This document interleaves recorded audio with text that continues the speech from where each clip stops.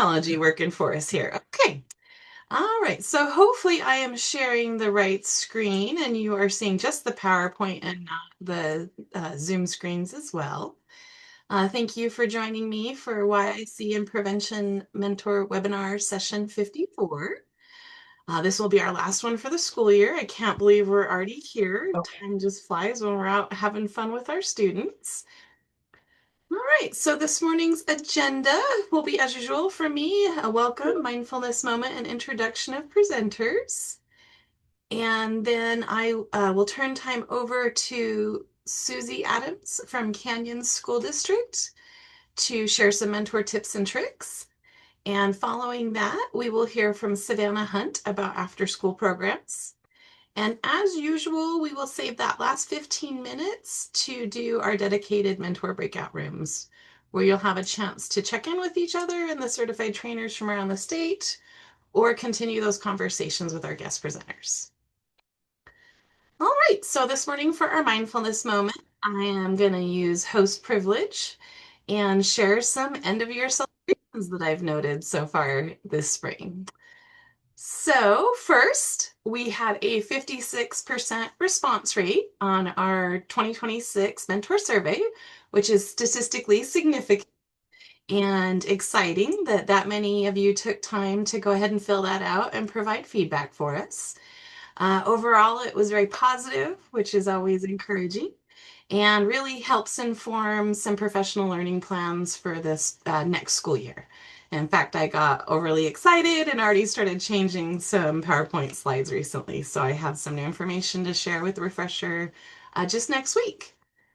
Another celebration is that my team has been able to go to 2 of the 3 school districts we have scheduled with to do student interviews already this month. And I mean, it's just a joy to go out and meet with the students and interact with them and hear about the good things that are happening. All of the feedback has been very positive. The only real complaint the kids have is that they want more time with you. And if that's a problem, I'm happy to have it. So, the other celebration I have as we're down the school year is that reporting period 3 will be opening soon. And I will send out an email like usual that has that reporting link. If you have some students who've already exited because maybe they've moved, you can go ahead and report on them when it comes, but don't feel pressured to get that done before that last report card is available to you, unless of course there's contract time issues, and then we understand that you'll use the data that's available. Just remember there are some nuances to reporting period 3, and I encourage you to go into your instructions and kind of double check and make sure you've got your start of reporting period and end of reporting period data filled out so you're good to go. All right. So let's introduce our first guest presenter. Suzie Adams is a dedicated youth and care mentor for the Canyon School District, bringing 8 years of experience to her role. She holds a bachelor's degree in psychology and an associate's degree in criminal justice. Her professional background includes 14 years of serving in the juvenile court system as a law enforcement officer. Suzie is passionate about fostering youth growth and is a devoted mother of 3 daughters. Family means everything to her, even when that means it's not biological. She cherishes the quality time she spends with all of her children, both biological and non-biological. Following Suzie, like I said, we will have Savannah Hunt, and she is the 21st Century Community Learning Grant Specialist at the Utah State Board of Education. I thought I had the longest title. I think you win. She works to support the 21st Century CCLC grantees and coordinates state level after school efforts. She has worked with she has worked with youth in various capacities through the After School Network in Utah and Big Brothers Big Sisters. She began her work with youth at Boys and Girls Clubs of Greater Salt Lake. She has a bachelor's degree in sociology from Utah State University and a master's degree in public administration from Villanova University. Outside of work, you can find her reading books, watching sports, and spending time in the mountains. I appreciate both Suzie and Savannah making time to present for us this morning. And with that, I am going to invite Suzie to come off mute and take over.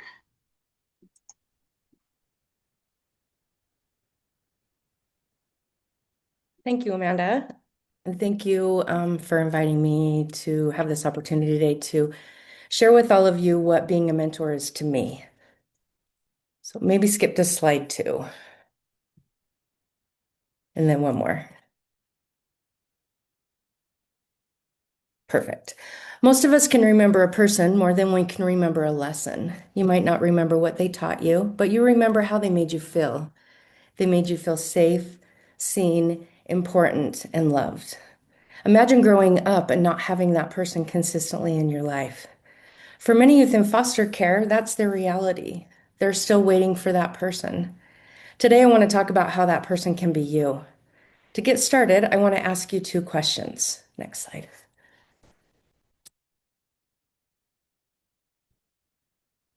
Who was an adult in your life that made a difference when you were young?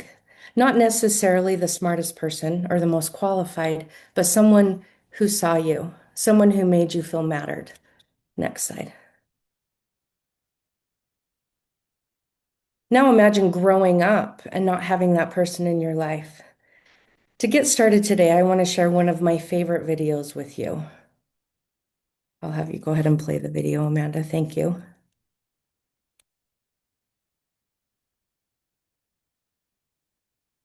And Susie, I just realized I might not have clicked the button, so bear with me just a moment because I realized there's one more button to share sound when it comes to video. In the upper right-hand corner, is there something? There. Oh, hang on one second. There we go. Yep. And thank you. There we go.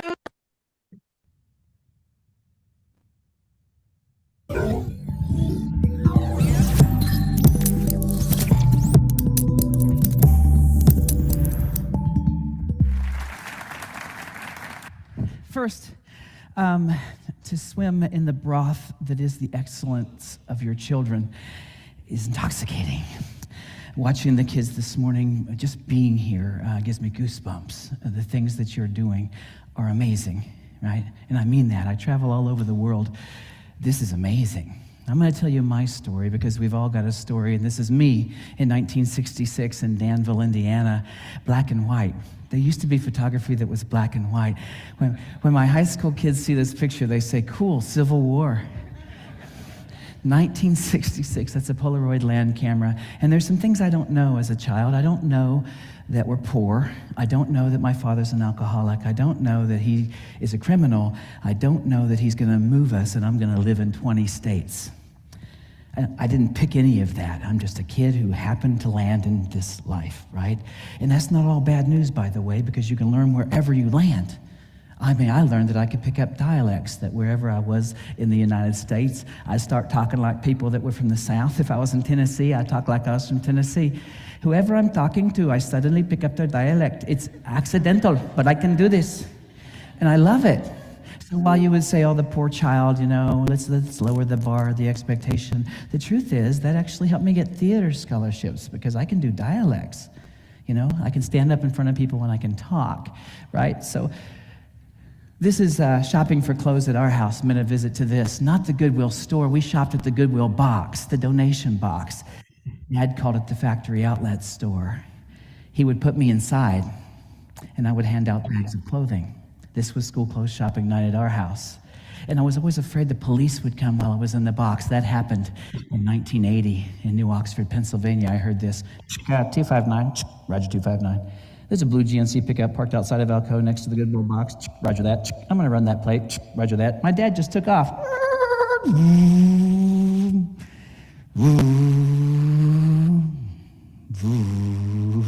It's nothing lonelier than third gear in a GMC from the inside of the Goodwill box. I'm terrified. It's an hour and a half before he comes back. And we go home and rip open the trash bags, and that was school clothes shopping night. And I wore those clothes to school. And kids aren't always nice, you know, in 20 states. And I always found the kids who were meanest were the ones who had everything. And I always wondered why, you know? You have everything. Why don't you lift people up? Why would you tear people down? I never understood that.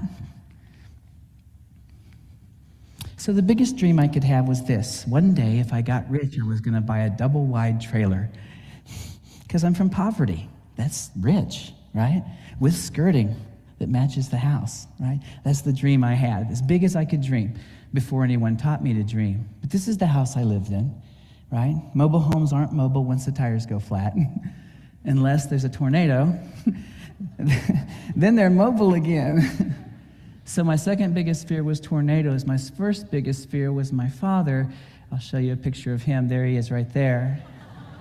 Well, that's not my dad. That's how I thought about him. My job in second grade was to hide his guns when he came home drunk. And he knew I knew where they were. And that interrogation went on late. And I had to learn tomorrow. I'm going to be in someone's classroom trying to learn with all of that going on. And the teachers I loved were the weird ones. The ones who saw me not for what I was, but what I could be. The ones who loved me anyway. I almost got hugged by a teacher one time. She had her arm around this cute little girl, and I'm standing over here with my long hair and high-water pants, and she went like this, and when she saw me, she rescinded her offer. And I know in 5th grade I'm not touchable. You think I want anything from you? I like the janitress. She's important. She has lots of keys. I like the crazy woodshop teacher with a missing finger teaching bandsaw safety, you know. He's real, you know. He's not just on the job. He's a person. Those are the people that I connected with, the people that I'll always love. I'm pushing the forward button. These are the angels of my troubled childhood, right? These people who saved me. This is one of them, Mary Lou Burgoon. She wasn't even a teacher. She's a paraprofessional.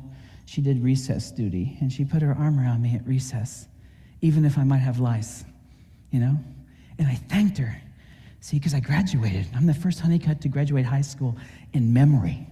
And I went to college because of teachers and amazing people in my life who made me believe maybe I could. See, as mentors of children, we are their surrogate self-belief until they get their own.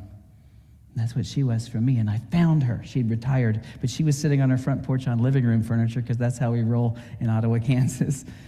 I walked up to her like she was the Dalai Lama. I said, Mary Lou Burgoon? She said, who's asking? I said,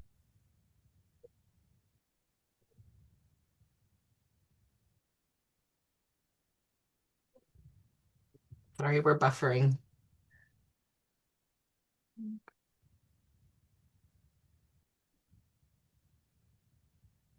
that hurt a little because I thought it meant something to both of us. And I said, Hawthorne Elementary, you saved my life. You're the only person that was nice to me. She said, that's my job. My job, to save a kid's life. This is Dorothy Anderson, secretary at Hawthorne Elementary. She sent me these notes every day. This is not technology. This is Oriental trading.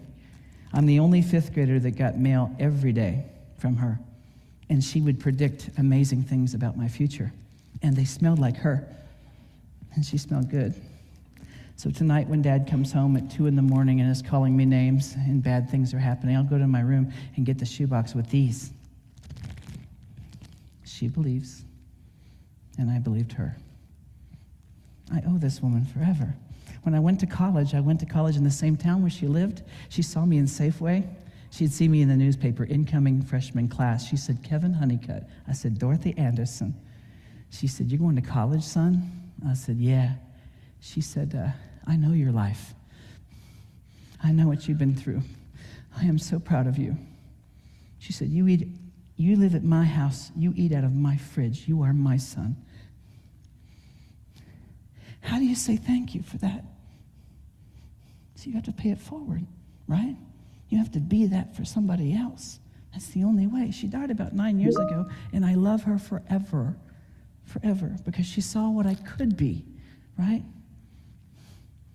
This is Sandy Martin, my 8th grade teacher, and she had me try out for a play. Honeycutt children didn't do plays. We weren't supposed to be noticed. If we got noticed and SRS looked into our family, we'd be back in a foster home. So we were supposed to not be noticed. But she talked my mom into letting me try out for a play, right? She scouted the person I became. There I am back then. Look at that collar. Looks like a hang glider. I tried out for a deputy for Broken Bow. I'm in this play, right? Look at those suspenders. Huh? They came from the Goodwill box, right? And I stood on a stage like this in front of an audience, and I found out I was pretty good at that. And for the first time in my life, I saw something on my dad's face I'd never seen: pride. So I want to do that again. She did that. This person did that. She put me on stage, and I've never left.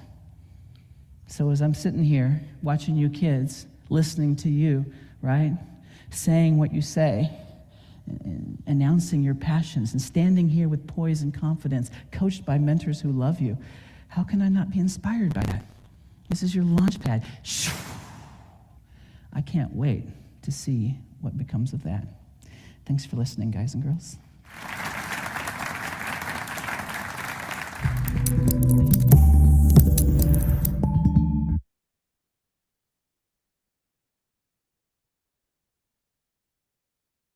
Before the video, I asked you to think about an adult that made a difference in your life when you were young. I want you to think about what they did, how did they treat you, and how did you feel about them? For Kevin Honeycutt, his story was his family was poor. His father was an alcoholic with a criminal background, and as a child, he lived in 20 different states before he graduated high school. He goes on to say that he didn't pick any of that he was just a kid who happened to land in that life. Next slide.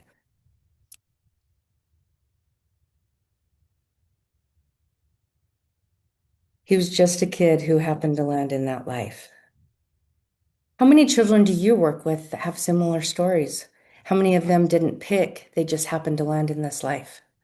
How many of them got to shop at the Goodwill donation box for school clothing? How many of them had to hide their parents' guns when they came home drunk, being up most of the night from repercussions and then having to go to school the next day as if nothing was wrong? In the video, Kevin said he did this when he was in second grade. Consider the thought process of a 7-year-old needing to have the foresight to make such decisions in order to live or keep their family safe. Next slide. Do we see the kids we work with not for what they are, but what they could be? And can we love them anyways? Do we make them feel safe? Do we make them feel loved, valued, important? Do we make the kids feel untouchable, unlovable, or unseen because of our actions? Or are we real with our students that we work with? Are we not just on the job, but a person our students can relate to? Kevin describes the angels of his childhood as people who saved him. Are you a Mary Lou Burgoon and you put your arm around a student even if they might have lice? Next slide. Or are you a Dorothy Anderson and give notes every time you see a student, filling those notes with positive, encouraging messages, giving them a hope for the future? And then when you see them in public years later, do you really see them? Do you remember their story and do you make them feel loved and seen? And can you pay it forward and be that for someone else? Next slide. Or are you like Sandra Martin, believing in a child enough that they believe in themselves? Earlier, I said I wanted to talk about how we can be that person in someone else's life. Let's look at the reality of a foster child. Next slide. Many have had multiple home placements, interrupted schooling, broken trust with adults, and a consistent feeling of being temporary. Imagine trying to build relationships when you don't know how long they'll last. Next slide. Because of this, we see behaviors like shutting down, pushing people away, and anger and defiance. Is it the behavior that's the problem, or is this a nonverbal form of communication? Next slide. Is the student saying, "Why should I trust you? Why, when are you going to leave me? Or do I even matter enough for you to stay?" So instead of focusing on what's wrong with the students we work with, we should shift to, next slide. What has this child been through? That one little shift changes everything about how we show up. I want to talk about what it actually looks like to be an angel in a young person's life. Next slide. The first thing is consistency. Do you show up and do you keep showing up? For a foster child, consistency is powerful because it's rare when you keep your word. Some things you can do to be consistent are show up when you say you will, stay consistent in how you treat them, And remember, consistency builds trust faster than anything you say. The second is connection. Kids don't learn from people they don't trust. Building a connection is listening before advising, asking before telling, and understanding before correcting. You might be the first adult who just sits with them without trying to change them. That's what will open the doors faster for growth. Many students we work with carry labels, spoken or unspoken. Some of these labels are, next slide, they're difficult, they're a troublemaker, they're not worth it, and they're just bad kids. But as mentors, we have the power to interrupt that by saying things like, next slide, I see how strong you are. I see you didn't give up and you matter. You are capable of more than you think. I see your potential and I am excited to see how you will change the world. You may become the voice they hear in their head later. So the question is, next slide, what will that voice say? I want to share a few simple tools you can use to be more consistent and to help you build better connections with your students. Next slide.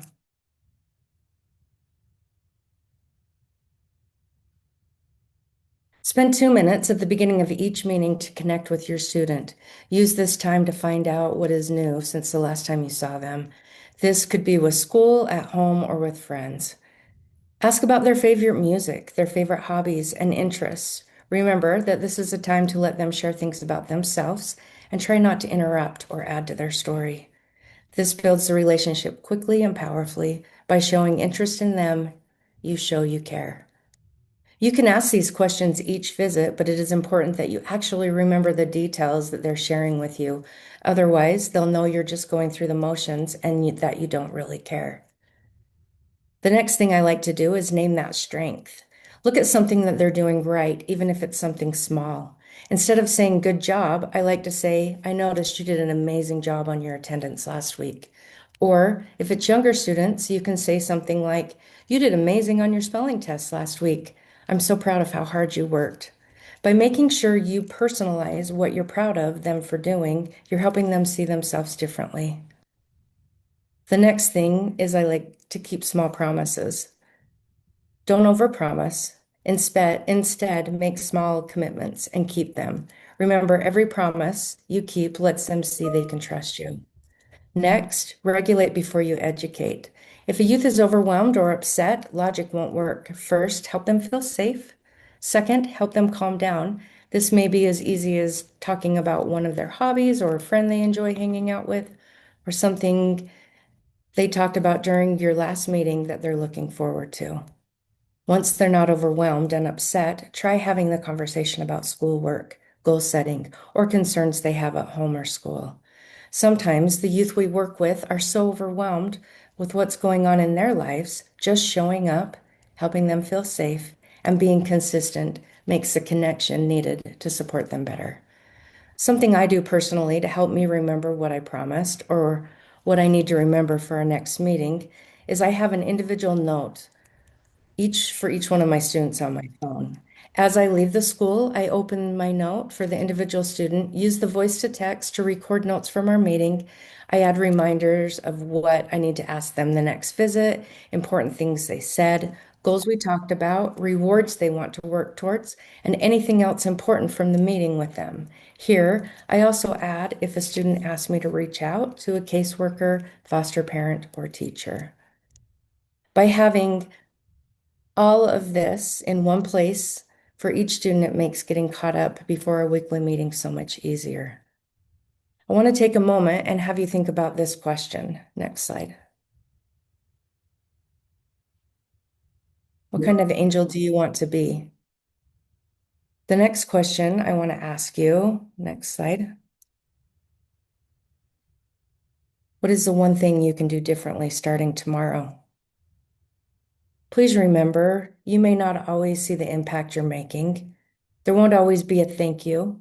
There won't always be a visible outcome. But that doesn't mean what you're doing isn't life-changing. Years from now, a young person might not remember what you taught or what you said, but they will remember how you made them feel and that you stayed. and that you didn't give up. Next slide.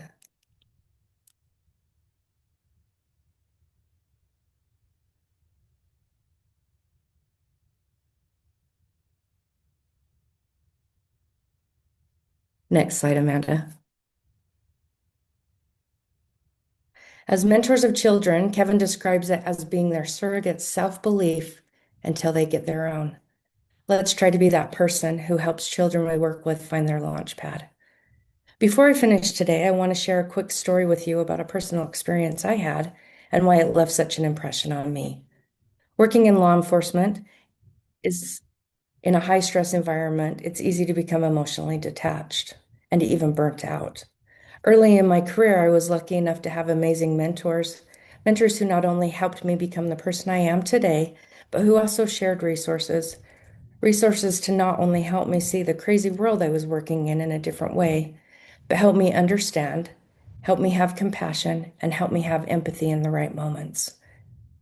It was this same Kevin Honeycutt video that I shared with you today that I watched over and over that led me in the direction of education.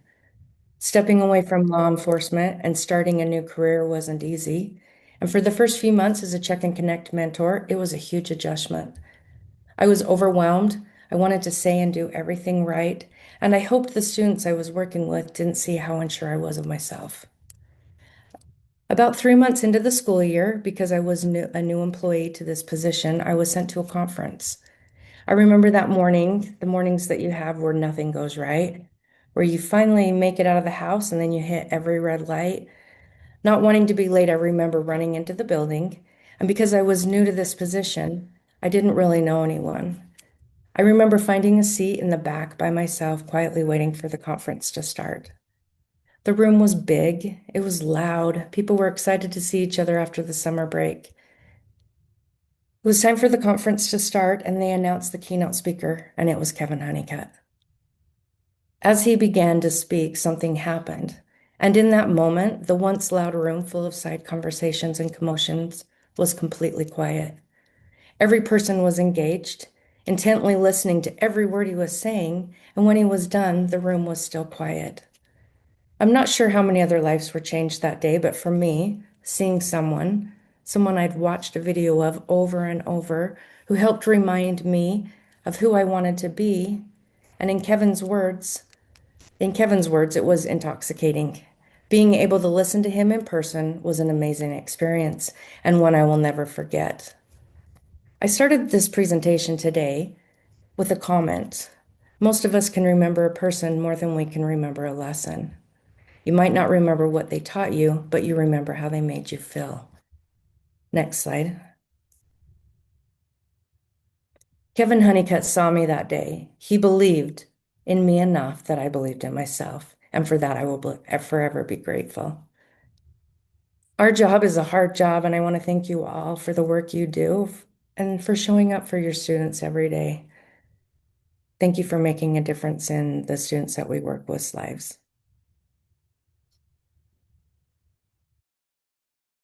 Oh, thank you, Susie. That got me this morning, so you can probably hear it in my voice.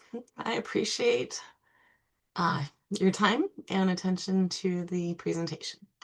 All right. With that, I am going to stop my screen share. We won't have to hear the next slide cue, and we'll let Savannah take over.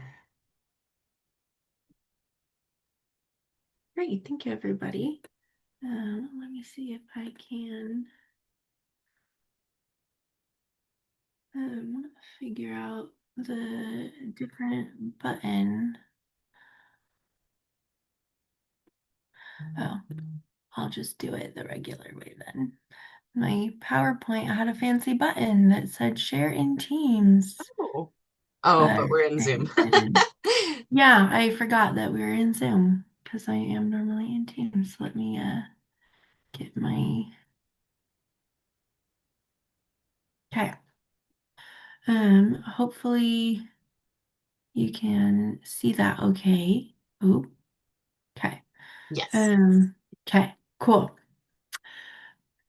It always gets confusing when you have two monitors and it does the fancier things that make it easier but also make it confusing. Um, Well, as Amanda said, I am Savannah Hunt. I also work at the Utah State Board of Education. My cubicle is right across from Amanda's, so I get to hear all the fun things. Um, I am not a licensed educator. I never have been, as you heard from my bio. A lot of my work has been in nonprofits with different organizations and after school. My work at Big Brothers Big Sisters was around mentoring and training both adult and teenage mentors in their one-on-one relationships with students. So I'm really excited to get to be here and talk about mentoring today. It's taking me back a little bit. The majority of my career has been working in after school, and I will just provide this caveat through my entire presentation. I'm going to use the word after school. I used to use the word out of school time. We used to have a bit more of an umbrella term because when I say after school, I really am including also before school programs. So those may have breakfast or activities, and I'm also including summer programming. So a lot of the things we're going to talk about today apply to all three of those different types of programs. Um, we also see programs use after school funds if there's maybe rural districts who have dropped a day. A lot of rural districts are only doing 4 days a week right now. Some of them use after school funding to do an extra day of care and education on Friday or Monday, whichever day they don't have school. So I'm going to say after school, but that encompasses everything. Um, so, like she said, I am the 21st Century Community Learning Centers Grant Specialist. Yes, it is a very long title. So, I usually just say 21st Century if anyone is familiar with that, or 21st CCLC. It is Title 4B, or part of the title programs. It is the only federal funding dedicated specifically for after school and summer programming. So, it's really cool. It's a really great way to supplement education for those kiddos, those students who need a little bit of extra help. So, what is the purpose of after school? When I talk about after school, even people who are teachers who have been in education for decades sometimes don't always understand what after school is. They think we're just babysitting and playing games and that is all we do. Like I said, we're not doing that. We are trying to supplement the educational process. So these three purposes, they are specifically the purposes of 21st century programming. Um, I have about 77 programs across the state that are 21st century programs. That is not an exhaustive list of every single after school program in our state by any means. We also have programs that are funded through CCDF and TANF funding through the Department of Workforce Services Office of Child Care. Um, and there are a lot of districts and community-based organizations that are providing after school that don't use any of those funding sources. And I'm not even aware of all of them because there's not an easy way for me to be aware of every district that runs an after school program. Um, so these are the purposes of 21st century, but I felt like they are applicable to all after school programs, even if they're not a 21st century funded program. So the first is academic support. That frequently looks like some tutoring time, some homework help, something like that. The next is additional enrichment activities. So this is where you might get into more fun, play-based, interactive activities during after school. We're cooking, we're playing soccer, we're out having recess, we're doing arts and crafts, we're doing hands-on STEM activities. Um, and I know in my programs, they are all required that even if we are cooking or we're doing arts and crafts, there needs to be some sort of learning objective that is tied to a Utah State course standard. So we don't want to repeat the classroom. We don't want to mimic the classroom, but we do want to make sure we're still learning. And then the last one is family education, not just family engagement. So in 21st century programs, we are required to offer families of students served some sort of services or education at least a couple times a year. So that might look like financial literacy programs. It might look like English classes. It could look like cooking classes, anything helping your child learn to read. I have been trying to push that with all the K through 3 literacy things going on right now. Um, So we're not just babysitting. We're not just playing and hanging out, and we're not just tutoring. We've got a broad array of activities going on. And in addition, also the having a couple additional trusted adults, hopefully, in a child's life. Those after school staff, like a teacher or like another, he also talked about the janitors at school. There's lots of adults out of school that might have a positive impact on a child's life. So after school program just provides some other extra adults to help with that influence as well. So I wanted to provide just a quick sample schedule of what an after-school program might look like. So maybe school gets out around 3:15 or something, and whether they are having their after-school program at the school building or they are going to a different building, um, it might look something like this. So maybe we come in, we give the kids an extra 15 minutes of recess to get their wiggles out. They probably haven't had recess in a couple hours, so maybe we do that. Most after-school programs provide some form of healthy snack. In 21st century programs, they're required to provide a healthy snack in our state. Um, so they get a healthy snack. There's usually some sort of homework help or tutoring time, like I said, so maybe that's 30 to 60 minutes. And then we've got a couple enrichment activities. So that might be, they're 20 to 30 minutes, or maybe they're a whole hour long activity. Um, they're not normally longer than about an hour. Usually, if we have more than that time, we'll break it up into a couple different activities. Kids might get to pick which activities they get to do, or they might just get told. If it's a smaller program, we might have K through sixth all together in one activity, or maybe if it's a larger program, they'll break it out and say K through two is going over here, and three and four is going here, and fifth and sixth grades are going over here. Um, as well as secondary.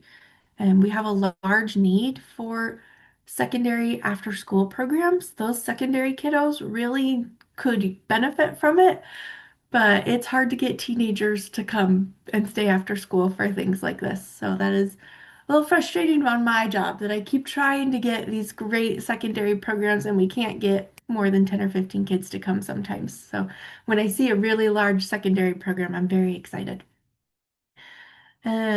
So while we're talking about what we're doing in after school, I wanted to show you a little bit about some of the Utah After School Network, which is a nonprofit organization I work with a lot. You're going to hear about them 3 or 4 different times throughout this organization. They have a lot of excellent resources. Um, they have created the After School Quality Self-Assessment Tool. It's a really excellent tool that other states will come to me and come to UAN and be like, "Hey, can we get a copy of that? Can we have our permission to use it in our own state and put our own branding on it um, and use it as a quality self-assessment in our state?"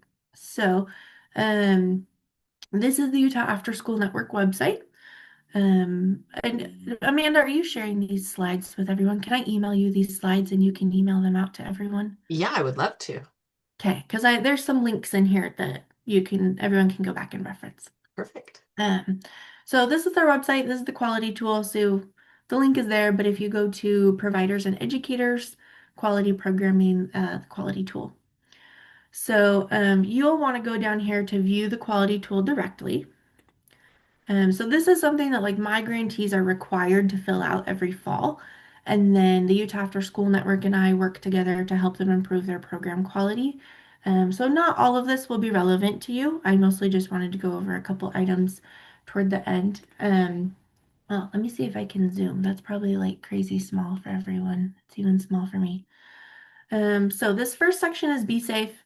You probably don't need to worry about that because if you're in a school setting, you're probably already doing a lot of these things.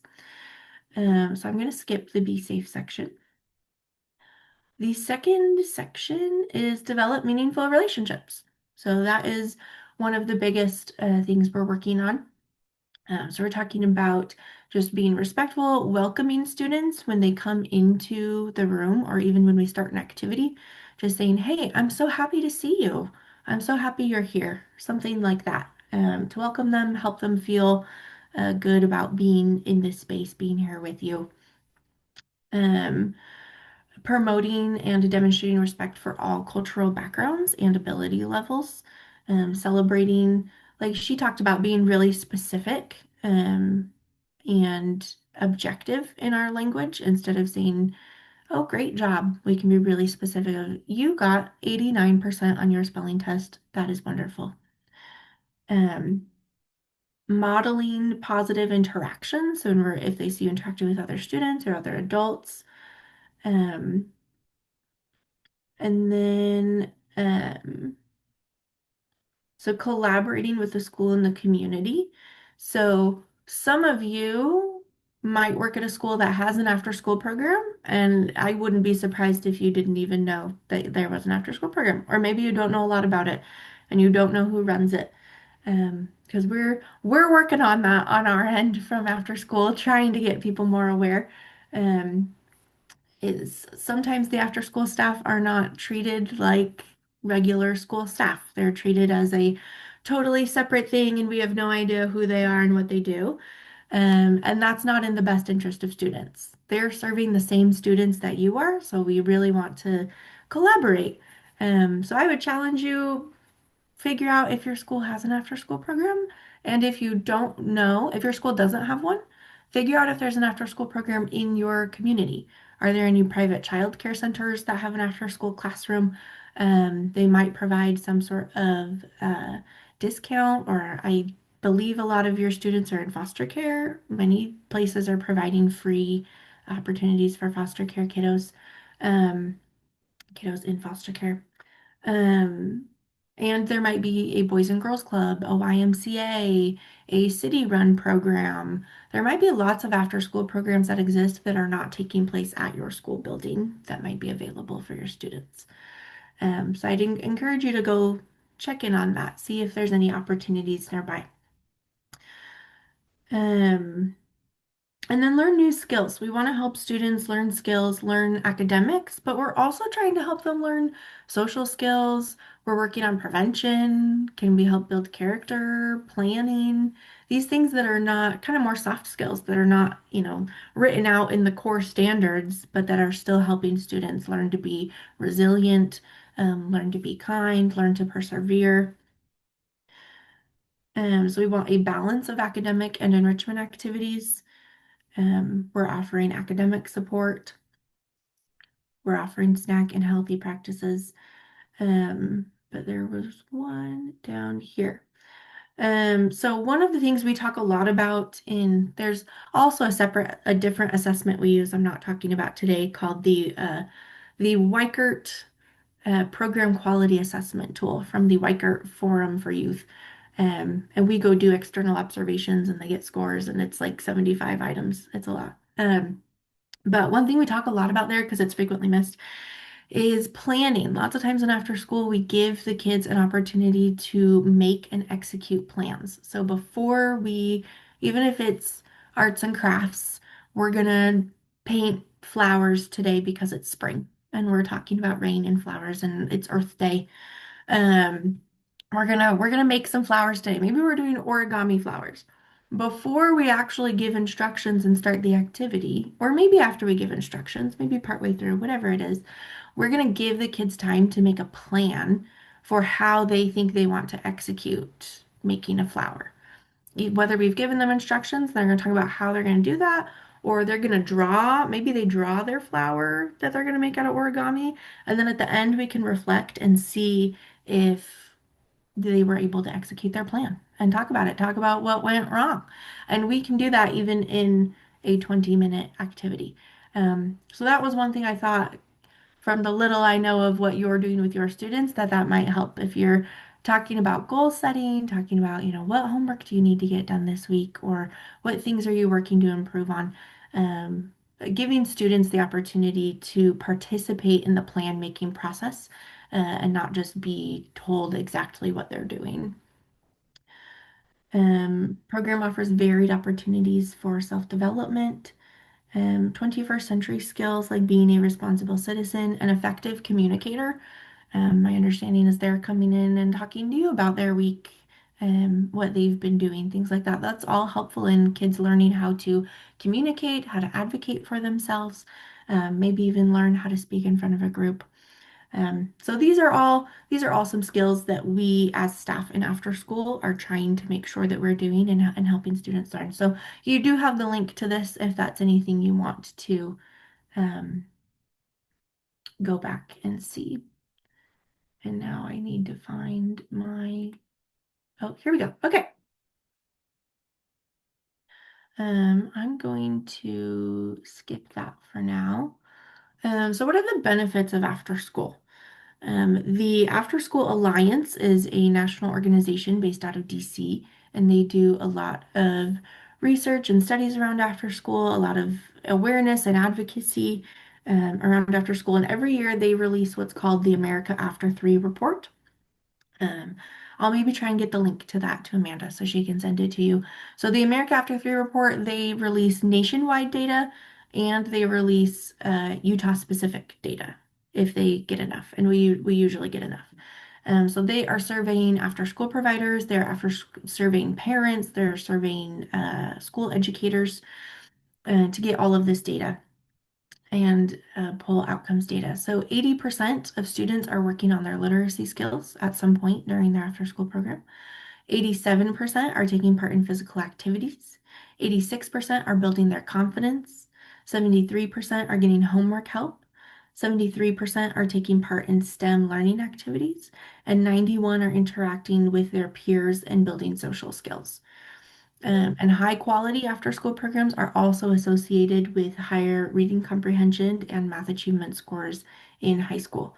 So, like I said, they're getting extra support. The amount of hours, if a student attends consistently an after school program, is equivalent to them getting an extra couple of months of education during the school year.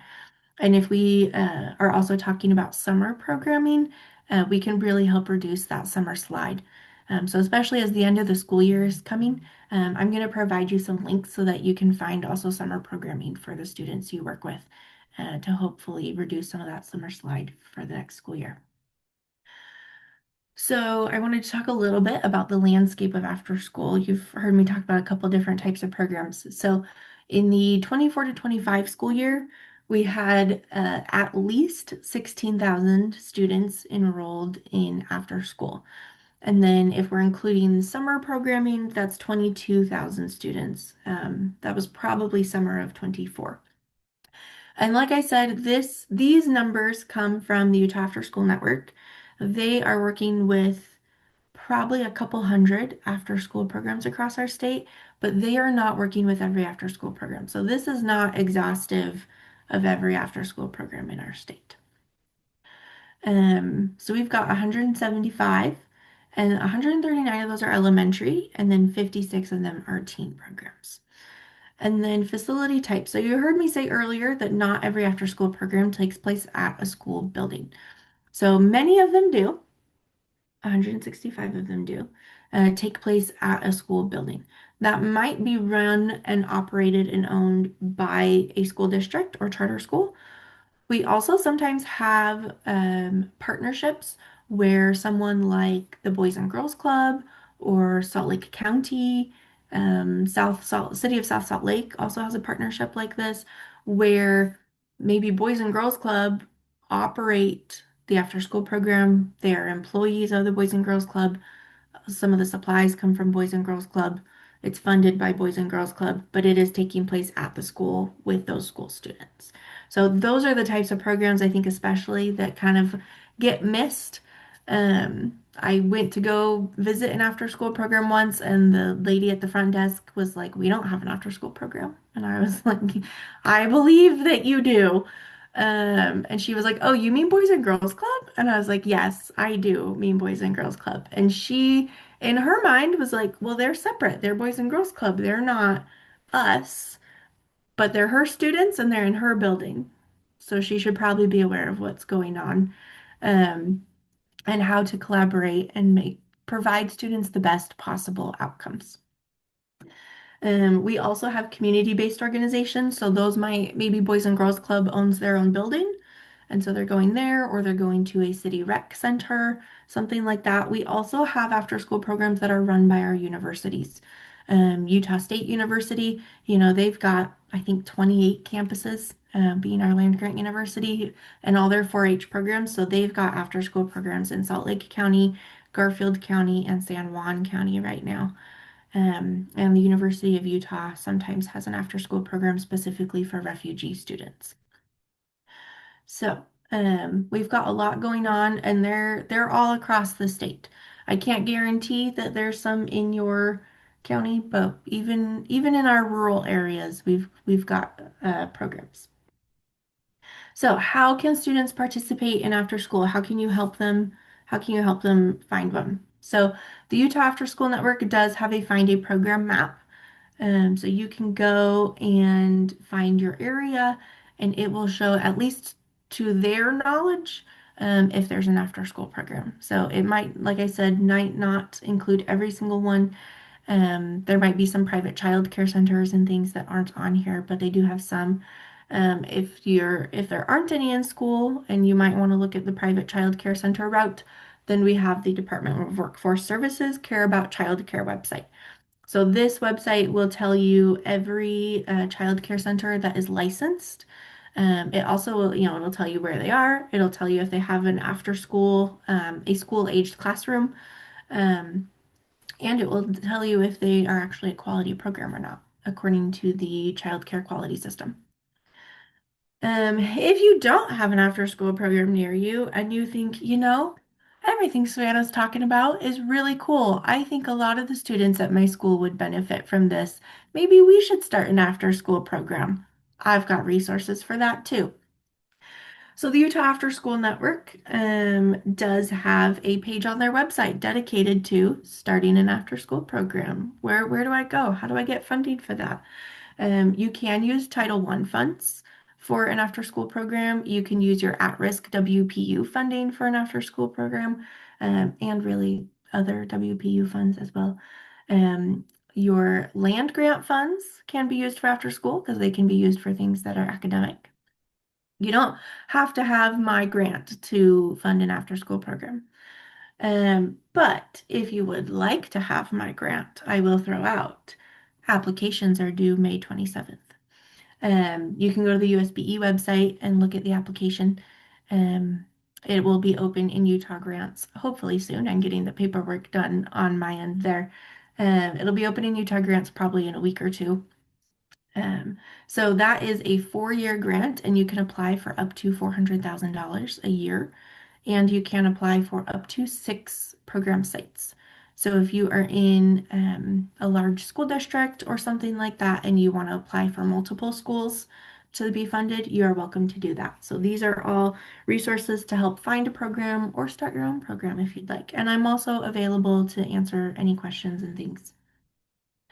So to wrap up with some additional resources, the After School Alliance, like I said, they have a lot of research on the benefits of after school. They have that After America After 3 report. The National After School Association, they have various trainings and webinars. They also provide us our core knowledge competencies that we use to base some of our professional development on. The U.S. Department of Education does have some resources around after school. They are who fund the 21st Century Community Learning Centers grant. The Department of Education also funded the 21st Century National Technical Assistance Center.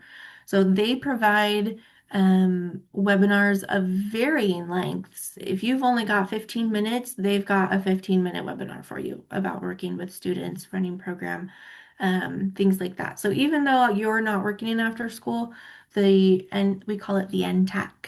The NTAC might actually have some valuable resources for you. They've got 15-minute webinars, hour-long webinars, things to read, things to explore, all that jazz. And if you're getting real excited about after-school programs, we also have the Jumpstart Conference. It is one of the largest state-run after-school conferences in the country. When I talk to people about it, they're shocked that it's probably 600 or 700 people who usually attend this conference every year. And we do get people from out of state who come to our conference. So this is run by the Utah After School Network. And USBE does pay some of our 21st century dollars to help provide this conference. So it happens every fall. I believe this year is in October. They have the dates up here on this website if you are interested in doing that 6 months from now. So that is all I have for you today. Hopefully it was useful. I hope you can help find some resources to help your students and figure out how to get them some extra people to care about them. Awesome, Savannah. Yes, thank you. Let's keep building to what we like to lovingly refer to as our mentor army. Okay, awesome. Well, I'm not sad that we're ahead of the time today because that just means we can have longer in our breakout rooms should we want to. Of course, that doesn't mean you need to stay for a full hour, but so what we'll do is our normal breakout room number one. Garrett Russell will lead charge there. If you have any mentor problems of practice, want to ask about anything, check and connect, Garrett will take care of that for us. Breakout room number two, Susie's still on the call, so I'll go ahead and have Suzie, if she's willing to jump into breakout room number two, if you want to continue that conversation. And then breakout room number three, Savannah, if that works for you.